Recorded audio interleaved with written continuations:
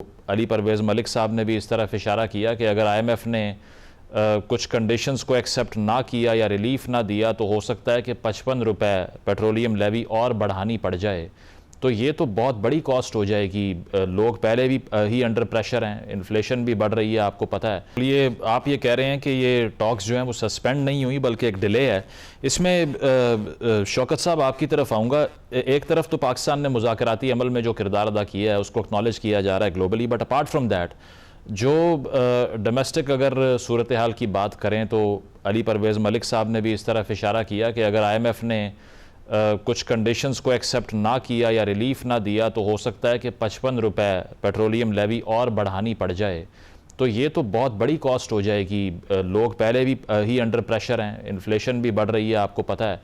तो किस तरह से इस जंग को नेविगेट करे पाकिस्तान अगर इन्फ्लेशन का, महंगाई का, पेट्रोलियम मसनूआत की महंगाई का मसला मुसलसल दरपेश है हमें? बहुत शुक्रिया।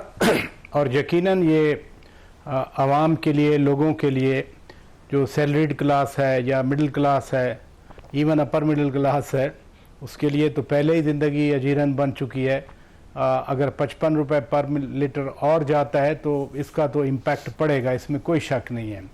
लेकिन हम ये भी देखते हैं कि इस जंग की अनपॉपुलैरिटी की दुनिया भर में बुनियादी वजह भी यही फैक्टर है कि तेल की तरसील रुक गई, तेल आना बंद हुआ, शॉर्टेज हो गई, ख़तरात बढ़ गए कि शायद बिल्कुल ही ना आ सके। अगर 20% ऑयल और 30% गैस नहीं आ रही, ब्लॉकेड ईरान की तरफ से, फिर काउंटर ब्लॉकेड US की तरफ से, तो ये कम से कम एंटिसिपेशन थी इस तरह की सूरत हाल की। क्योंकि जो नॉन प्रोड्यूसिंग कंट्रीज़ हैं, जो यानी तेल पैदा नहीं करते, अपनी ज़रूरियात मंगवाते हैं, और इसमें सिर्फ पाकिस्तान नहीं बल्कि जापान तक ज़िंदगी मुतासर हो चुकी है। तो यकीनी तौर पर इस अनपॉपुलैरिटी ऑफ वार का एक ये भी फैक्टर है। और इस वजह से जो बात हो रही है अभी के पाकिस्तान ने किरदार अदा किया, अच्छा किया, पाकिस्तान का बड़ा अच्छा किरदार अदा था, बड़ा अच्छा पाकिस्तान ने इसको आगे बढ़ाया है। और अभी भी मैं एज अ जर्नलिस्ट समझता हूँ कि कोई उम्मीद टूटी है इस मुआहदे के हवाले से, और ना कोई जंग दोबारा शुरू हुई है।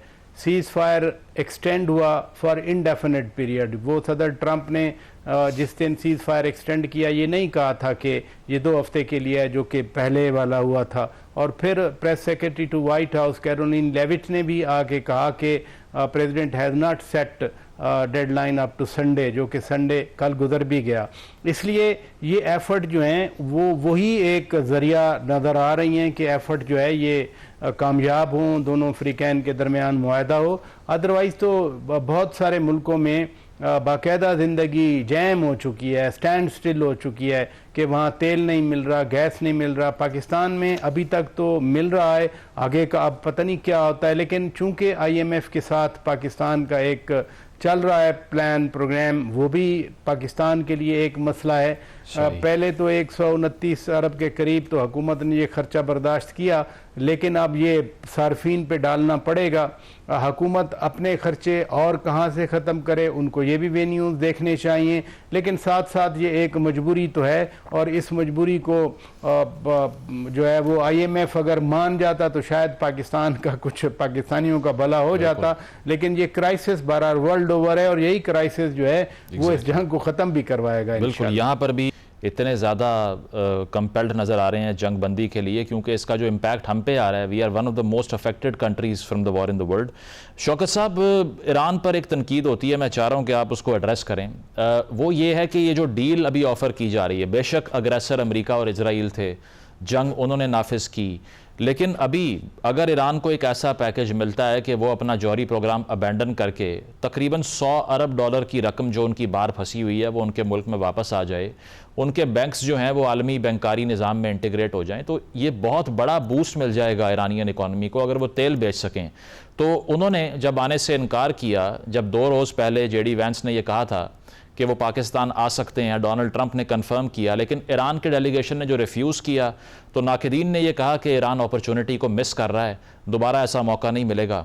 आप मुत्तफिक हैं इससे कि ईरान इरेशनली बिहेव कर रहा है, या आपको लगता है कि अभी और कंसेशंस उनको चाहिए इसीलिए वो लिंगर ऑन कर रहे हैं मामले को?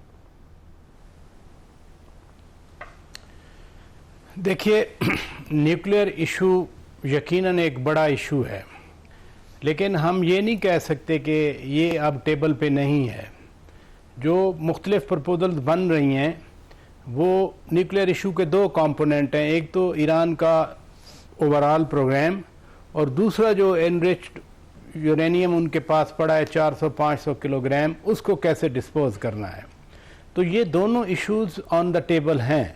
मसलन सदर ओबामा के दौर में 2015 में जो JCPO साइन हुआ था उसमें ईरान हैड एग्रीड के 3.67% वो एनरिचमेंट कर सकते हैं, लेकिन सदर ट्रंप ने जब विदड्रॉ किया तो वो 20% पे ले गए, फिर वो 60% पे ले गए। That was in reaction, in fact यही ईरानियन पॉलिटिकल डिस्पेंसेशन थी, यही ईरानियन जिसको वो कहते हैं ना रेजीम, यही रेजीम थी। अली खामनाई साहब के होते हुए वो JCPOA साइन हुआ था और ईरान ने विदड्रॉ नहीं किया था। उसका दूसरा एविडेंस ये भी है कि जिस दिन ये जंग शुरू हुई उसी दिन ओमान के वज़ीर ख़ारजा का एक बयान था, और ओमान हमसे पहले मीडिएशन करा रहा था। पहला राउंड उधर ओमान में हुआ, दूसरा जिनीवा में हुआ था ओमान वाला। तो ओमान के वज़ीर ख़ारजा ने कहा था कि ईरान तो 0% पे राज़ी हो गया एनरिचमेंट पे, और ईरान भी यही चाह रहा है कि उसको एक जो सैंक्शंस हैं वो रिमूव की जाएं, एसेट्स उसके विदड्रॉ किए जाएं। मसलन 11 तारीख को जब ईरान के स्पीकर पार्लियामेंट कालिबाख साहब आ रहे थे इधर, उन्होंने आने से पहले एक ट्वीट किया और उससे बड़ी अनसर्टेनिटी पैदा हुई थी कि जेडी वैंस तो आ रहे हैं, पता नहीं ईरानियन डेलीगेशन आता है या नहीं। उन्होंने 2 कंडीशन लगाई थी।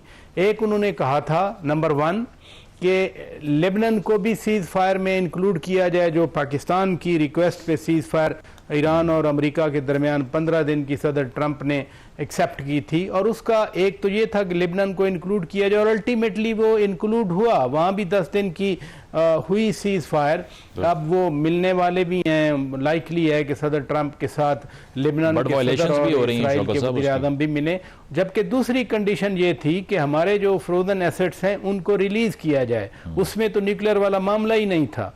लिहाजा मैं नहीं समझता कि ईरान कोई इतना इस पे सख्त हो गया है कि वो न्यूक्लियर इशू पे टॉक ही नहीं करना चाह रहा।